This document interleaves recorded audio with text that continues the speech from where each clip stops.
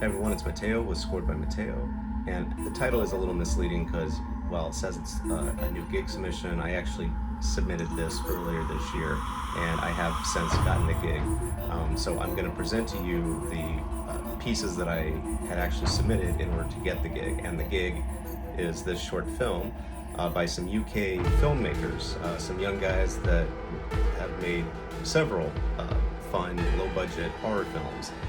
And I'm really surprised at the quality of it for literally being almost no budget. But they're really good guys to work with. Their films have some good humor, some good content.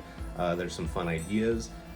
It's refreshing to see some original stuff come out of some younger people these days. The clips you're going to see are going to be in succession. Basically, they asked for me to kind of do a test, which is not uncommon anymore these days. And while I really only had to do one submission, I decided to approach the same little intro 4 different ways, so that way they could see the possibilities of where the music could go. Also, the clips that you're going to see are not from the film for which I ultimately composed the music to. They provided this like 20-second intro clip. I don't even know what project it's actually from of theirs. But again, the clips you're going to see are not actually from the film for which I ultimately ended up doing the music to.